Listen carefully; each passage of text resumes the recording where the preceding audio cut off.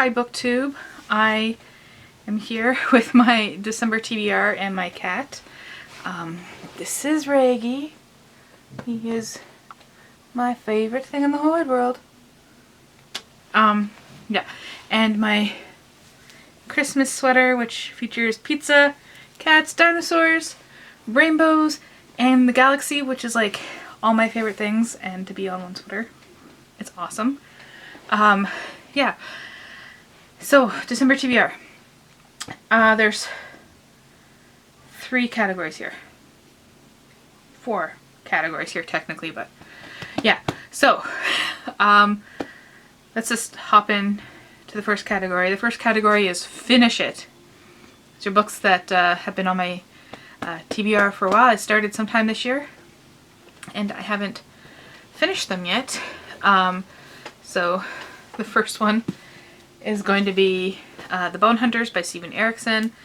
Yeah, I started this year. This would be my Malazan book of the year, and I was going to read it in thirds, and I got a third and a bit the way in, and haven't picked it up since. So I'm on page 398 of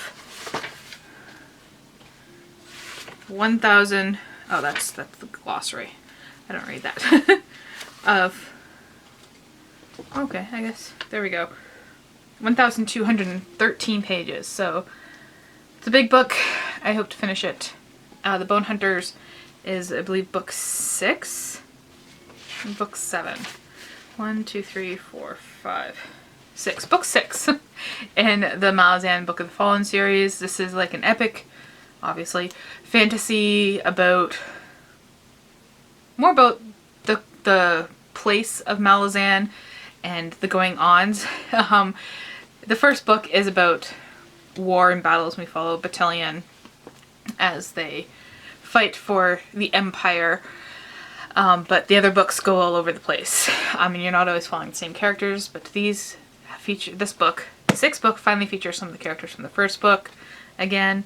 And explains a bit more about what's going on. And I really enjoy it. I just get daunted by the size, and because I like paying a lot of attention to this because the writing is so beautiful, yeah, it takes me a long time to get through these, which is why I don't pick them up and read them as fast as I feel like I should. Other book in the Finish It series is The Grey House. I started this in January. This is one of my favorite books, and I wanted to go through and tab a bunch of stuff, and I think I've worked out that tabbing stops me from finishing a lot of stuff. So for some books I'm not going to finish tabbing them, but because this is a reread, I'm going to continue tabbing it. I'm just tabbing the little hints and foreshadowings and little things I didn't pick up on the first time that I think are significant now that I know how the story ends. So The Grey House is, how do I explain The Grey House? The Grey House is, on its surface, at the very beginning, it's about a group home for disabled teens, mostly preteens and teens, and they're kind of, it's the boarding school, but it's also more like a group home. They're there some of them are there throughout the summer vacation and all that kind of stuff too, because the families abandon them or they're orphans or whatever reason. But there's like this uncanniness that develops as you go further along in the story. You know, certain people feel like they can eat the house to gain powers, literally eating the drywall. There's this underneath, kind of like in Stranger Things, that certain people can access. So like there's this lot, but it's all kind of like unsettling. Yeah. It's a very, very good book. I highly recommend it. I'm probably not doing it justice. Let's read the back. From corridors and crawl spaces to classrooms and dorms, the house is full of tribes, tinctures, sacred teachers, or scared teachers, and laws, all seen and understood through a prismatic array of teenagers' eyes. But student deaths and mounting pressure from the outsides put the town-defying order of the house in danger. As the tribe leaders struggle to maintain power, they defer to the awesome power of the house, attempting to make it through days and nights, the passing way that clocks and watches cannot record. Yeah. This is definitely like such a good book. I love it. Okay. And another book is more recent. Finish it. This is from just October. It's The Only Good Indians by Stephen Graham Jones.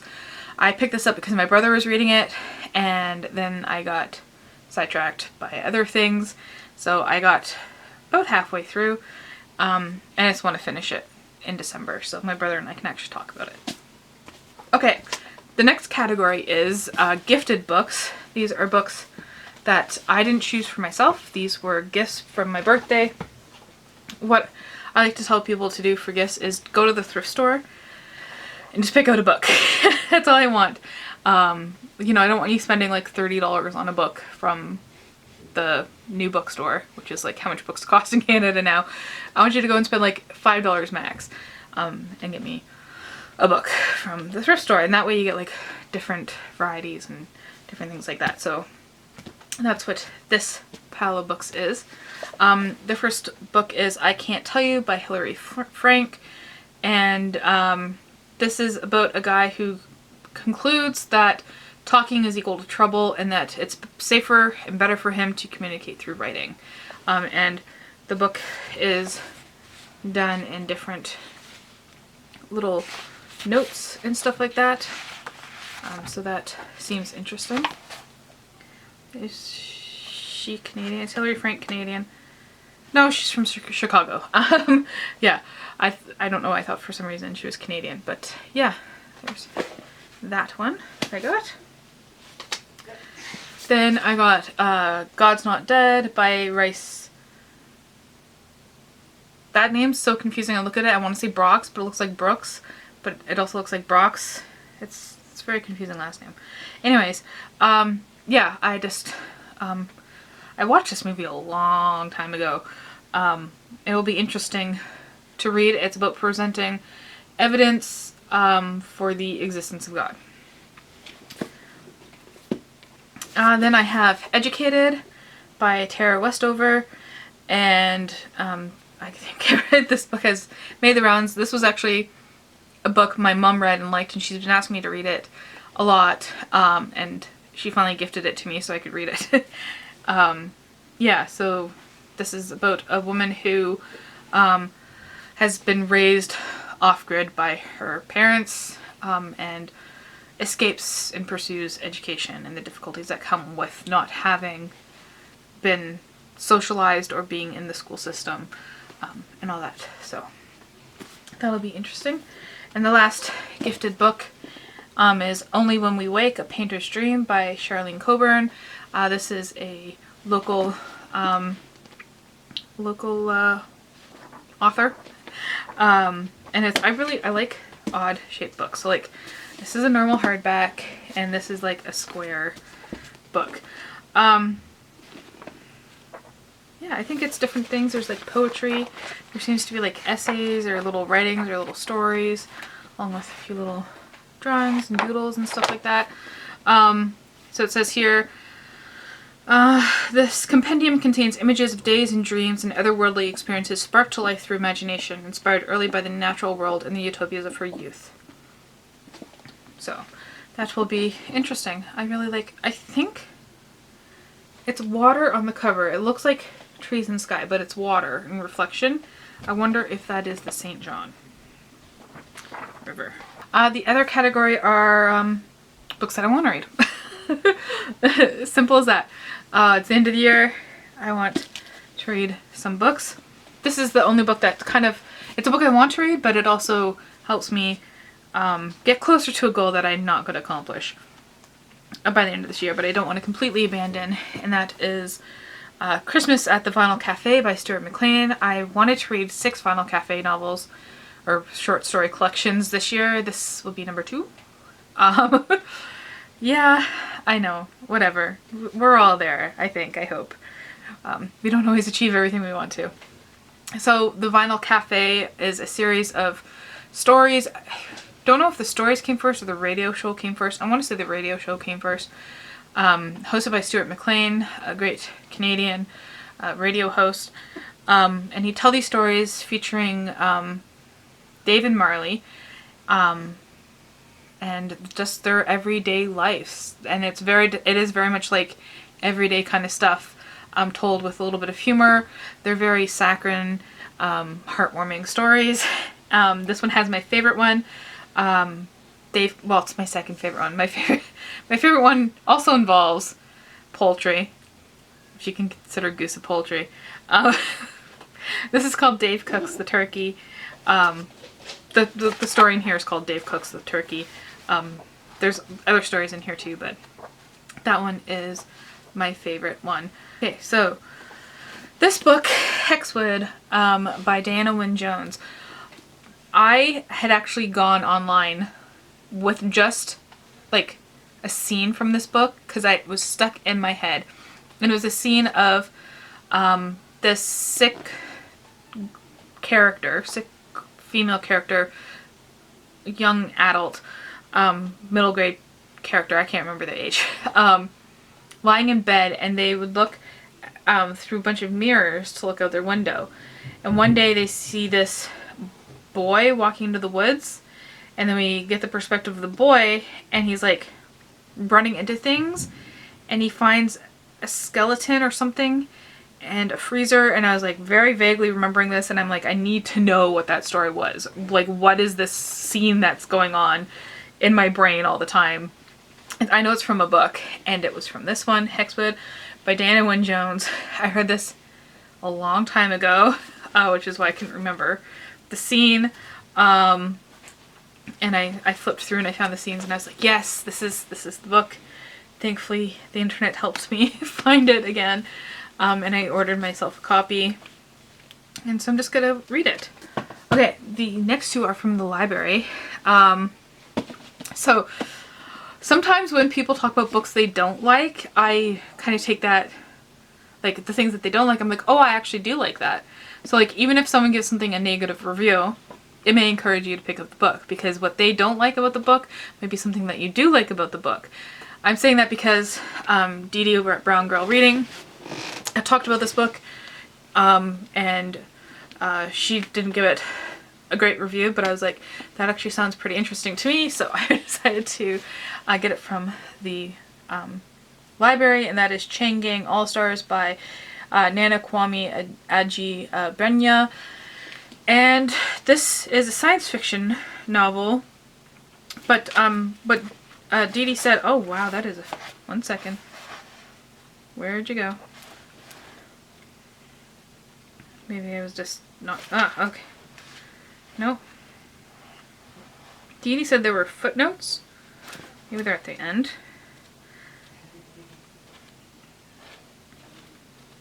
Oh, there's some. Throughout the book, like that, linking the story, the science fiction story, to real life Black history. So I thought that'd be interesting to read. That's pretty much all I know about it, so got that one. And then the next one is, I've been wanting to read a really good mystery, and I thought this would be a good mystery. This is definitely a thriller horror, which has mystery aspects, but I wanted like a more traditional mystery, and so I decided to pick up this one. This is The Catalyst Killing by Hans Olaf Lahlum, and this is, I believe, book 3. Yes, this is book 3 in the K2 series. I've read the first 2 and I really enjoyed them. The first 2 are The Human Flies and Satellite People, and so we follow, I believe it's like 1950s, 1960s, and we're in one of the Nordic countries. I should know more about these books going in, shouldn't I? Norwegian. He's in Norway. Norwegian detective, as he solves crimes, and his assistant is this shut-in lady, and they kind of coordinate together to solve these really weird crimes, but they're always centered around like this interesting idea. So like The Human Flies was about like people who circle around death, right? They're just kind of like flies drawn to horrible things. And like Satellite People are like the people that you kind of keep around you that don't really have personalities outside of like the one person, if that makes sense. So it'd be interesting to see what the concept is in this book. So I look different because this is a different day. I got Kirsten going to the library again, manhandled and walking into the library, held at gunpoint to go into the library. I'm totally just joking. I went to the library with my work and took advantage of the situation to get some graphic novels to add to my TBR. So yeah, first one is Strangers in Paradise by Terry Moore. Terry Moore is just like one of the classic comic book artists, writers that I love reading, so I decided to pick this one up. Then I picked up this one, The Dharma Punks by Aunt Sang, and I can't read what's on the back because the library sticker is covering it. Oh, okay. The Ghost of Kurt Cobain is in it. It takes place in 1994. A group of anarchist punks. And it's covered by the sticker. So I just thought it looked cool. And the art is cool. Just learning my lesson and checking the pages. Then I picked up Ranma Half. This is volume 2 by Rumiko Takahashi. And this is a manga, but because it's from the 80s, you read it like Western style. Oh, and I gotta be careful with that one too, because it's about this young man here who, if he gets wet, turns into a woman, and he has to get wet again to turn into a man. So it's a play on gender, and it's a fighting manga, but it's like heartwarming, not like kind of like Dragon Ball Z, but more like this kind of like shenanigans. Shenanigans is a good word to describe Ranma Half. This one I can't show you the cover of. It's a repeat from November. I didn't get to read it in November, so hoping to read it in December. This is Goodbye by Yoshihiro Tatsumi, and I've read a lot of books, a lot of his collections. I think this is the last one the library has that I haven't read. He was an early manga artist, and he talked about like the nitty-gritty stuff, like blue collar, you know, poverty, prostitution, abortions, like all sorts of topics that weren't normally addressed in the public eye. And this is like especially 1971 to 1972. So then I picked up this one on a whim, Meadowlark. Only thing I know is that Ethan Hawke, I guess, wrote it. I don't know if he drew it. But it's a coming-of-age crime story, and just like that cover, even if Ethan Hawke hadn't done it, I would have picked it up for the cover. There's nothing on the back about what this is about. I was in a bit of a rush, if I'm going to be honest, picking up these books, because I had to wait for my, there were some residents of the group whom I work for, and so I couldn't take my time. But like, does that look like Ethan Hawke to you? It looks like Ethan Hawke to me, so. And then I have all of Topi or Toppy, however you say his name, on digital, but I like the physical copies and the library has them. So this is volume 3. You don't have to read them in any order. These are all stories that take place in South America, and I love his style and how busy things are. And it's like more of a collection of short stories. This one's in full color there, but I just love how he fills all the empty space with things. More obvious in black and white, but like his shading has like doodles and stuff. If I can find an example of it in here. Like if you look at that right there, see how it's all like detailed and everything. That's what I love about his art. So yeah, that is my additional November TBR. That is all I have planned for December. That's 10 books. Yeah. I think that's it. Let me know. Let me know what you're going to be reading in December, and thank you for watching.